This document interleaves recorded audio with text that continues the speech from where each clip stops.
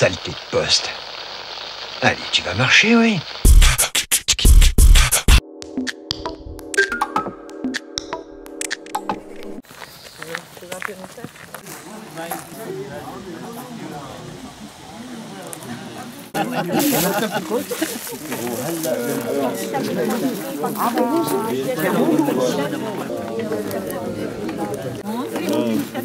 هو أصبة البط كتير طيب هو مشهور هلا أنا بقول لك كتير طيب بجوز تحب ما تحب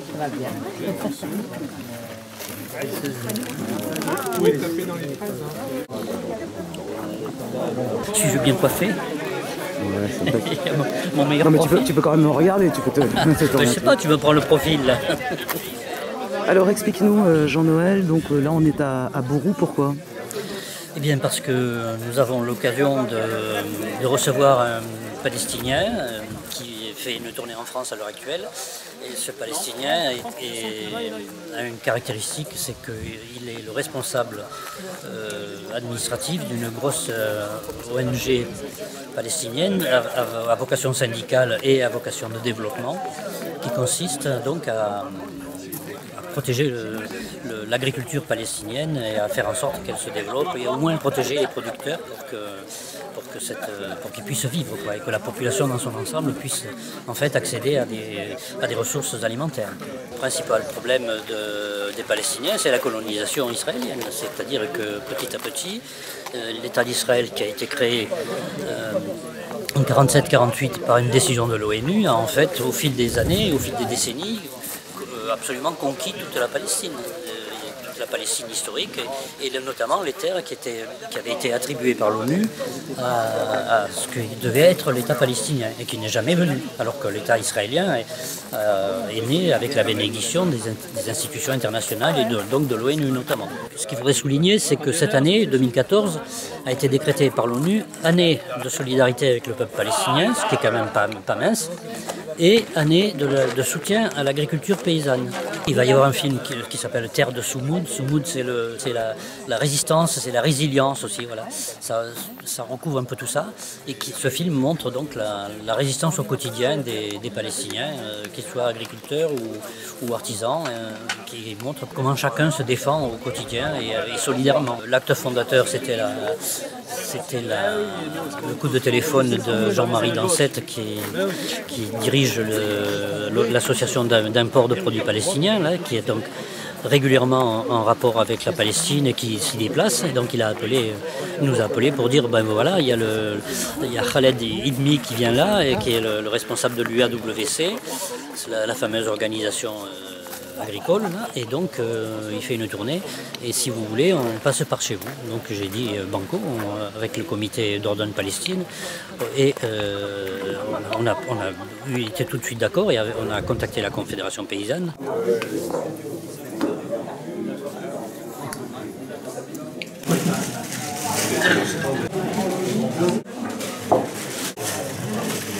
Ouais, bah t'as bien raison. T'as trouvé quelqu'un pour payer, c'est super.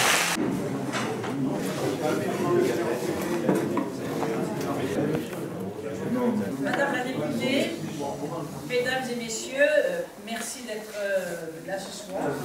Nous voulons également remercier Jean-Marie qui est responsable de l'association mais également de l'entreprise Le Philistin qui expliquera quels sont ses liens avec Khaled.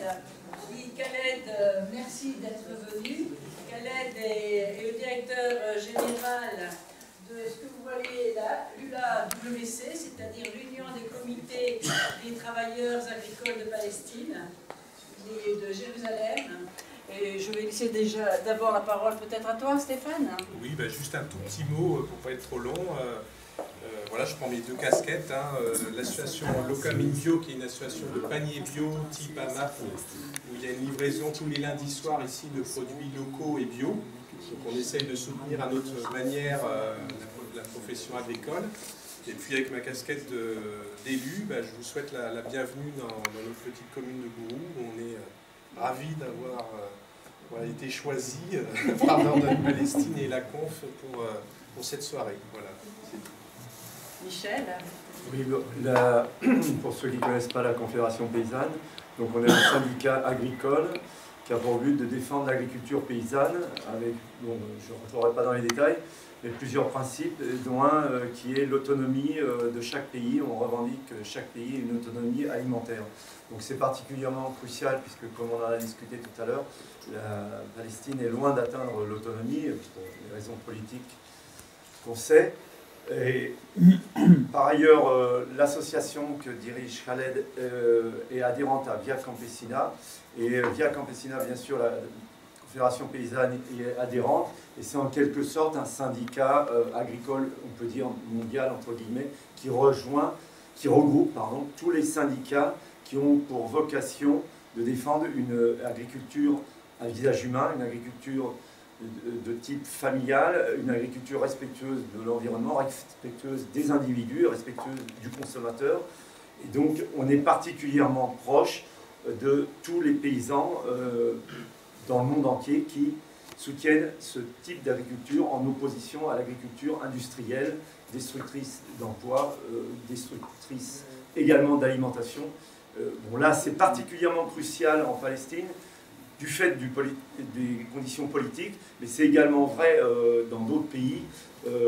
C'est toujours le politique qui fait un choix déplorable, mais c'est crucial, et ça peut l'être également en France, avec les choix actuels qui sont retenus, développement d'une agriculture industrielle quand même, malgré les discours, ce qui fait que l'agriculture se retrouvera dans les mains d'une poignée d'individus, ça deviendra un outil spéculatif, et dans ce cas-là, qui dit spéculation, c'est-à-dire risque de pénurie alimentaire.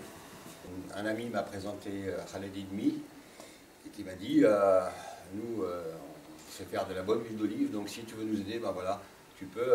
Alors nous avons, pour l'occasion du Larzac 2003, le grand rassemblement, je pense qu'il y avait des gens qui étaient là, on a créé l'association Le Philistin. On a commandé une palette de 1000 bouteilles d'huile d'olive à l'organisation, et voilà, les relations ont commencé comme ça, on s'est fait connaître, c'est vite parti, ça correspondait à une demande des associations, des comités de soutien.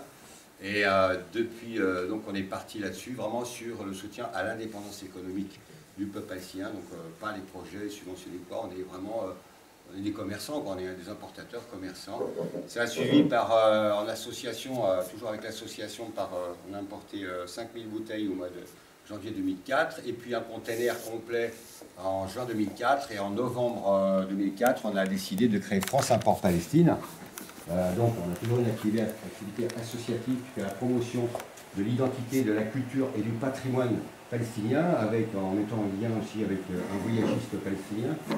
Et au fur et à mesure de mes voyages, depuis 10 ans, j'ai rencontré d'autres producteurs que vous allez voir dans le film Terre de Soumoud après, qui font aussi des chaussures, qui ont de la céramique, et voilà. Voilà. Et là, donc, nous avons deux interprètes, hein, voilà.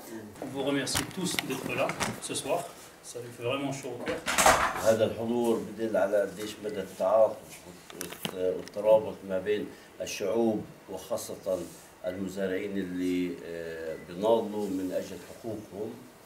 Il vous remercie aussi tous d'être là, bien sûr. Ça montre aussi que vous êtes conscients de ce qui se passe en Palestine et que vous êtes solidaires avec. في كل أنحاء العالم. جزء منه من فلسطين وفرنسا وأمريكا اللاتينية وشرق آسيا. نضال مشترك. Le même combat, que ce soit en Europe, que ce soit en Amérique latine, que ce soit partout dans le monde. وعشان هيك العام الماضي قبلنا في المنظمة العالمية للمزارعين في كامبسينا.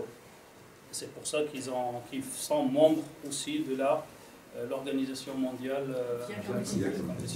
وهذا بيعطينا قوة ونشاط للتعاون المشترك مع المزارعين في كل أنحاء العالم. Et cela leur donne de la force là-bas en Palestine pour continuer dans ce combat-là. La Palestine, c'est ce que vous voyez en noir. Et maintenant, 2005,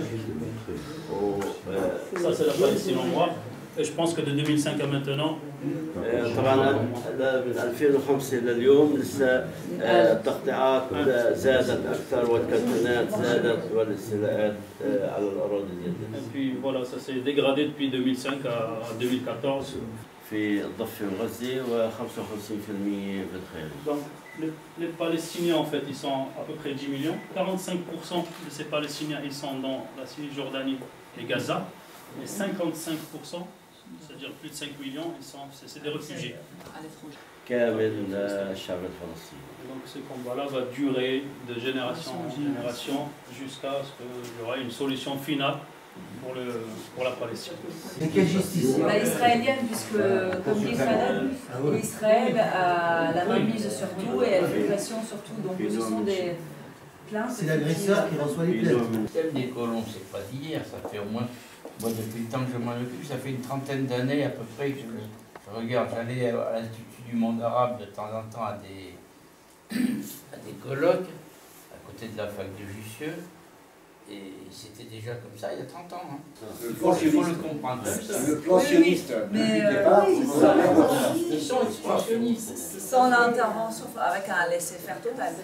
Mais ça, c'est pour expliquer une faute sur cette question. Il y a eu récemment des discussions entre Palestiniens et Israéliens, le fameux Kerry, l'Amérique. Et donc, il y a eu l'ambassadeur de Palestine qui est venu à 2 reprises en Dordogne, a été entendu par une commission internationale à l'Assemblée nationale, et l'ambassadeur disait nous avons posé, il faisait partie de la délégation, nous avons posé la question aux Israéliens, dites-nous quelles sont les frontières que vous voulez. Mais autre chose qui m'a choqué aussi, c'est que on a parlé de la corruption politique. Pour moi, ça résume un peu. Parce qu'on donne de l'argent aux Palestiniens pour les calmer, et pas pour aboutir à quelque chose. Ça évite de régler les problèmes politiques. Bah ouais. Ça évite de régler les problèmes politiques. Le DVD est à vendre, 20 €, et c'est bien de le partager pour montrer justement les Palestiniens autrement. Dans votre principal, vous êtes allé déjà en Palestine? Mais, il faut y aller. Ça peut être... Oui. Il y a une agence de voyage qui s'appelle Diwan Voyage, qui est une agence de voyage palestinienne, basée à Ramallah, et qui fait visiter la Palestine historique. Et non pas de façon pour aller sur des projets ou quoi, mais rencontrer des Palestiniens qui sont acteurs à un moment ou à un autre de quelque chose. Ça peut être des résistances, ça peut être aussi une grande résistante, par exemple, que l'agence Diwan Sabri Giroud mène dans la vieille ville de Jérusalem. Il existe dans le quartier complètement colonisé par les sionistes, dans la vieille ville, il y a une famille qui s'appelle la famille Khadi, famille Khadi. Cette femme-là, Haïfa Khadi, elle a hérité d'une bibliothèque. Il y a des livres dedans, des manuscrits qui datent de 1600 ans. C'est enfermé là, c'est en plein cœur du quartier sioniste complètement colonisé, avec des sionistes qui viennent des États-Unis pour lui acheter son bâtiment, pour des raisons de sécurité, enfin bref. Elle est là, cette femme, elle ne bouge pas de là, et Sabri Giroud, il emmène des groupes, c'est pas n'importe qui, pour visiter cette femme qui raconte l'histoire de sa famille et qui montre tous ces livres qui sont là. Et moi, pour ce cas-là, mais comment ça se fait qu'elle garde ces livres-là et qu'elle ne les amène pas en Europe? Ils sont mal conservés, à mon avis, au niveau de l'humidité et tout ça. En Europe, aux États-Unis, pour protéger, parce que c'est un patrimoine très important, c'est avant l'époque ottomane, enfin, c'est incroyable. Oui, mais en même temps, c'est une aspire. Elle m'a dit, c'est un héritage. C'est sa sécurité. Non, c'est une charge. C'est une charge pour elle. Elle doit garder ça et elle doit transmettre après, on ne lâche pas l'affaire. Non.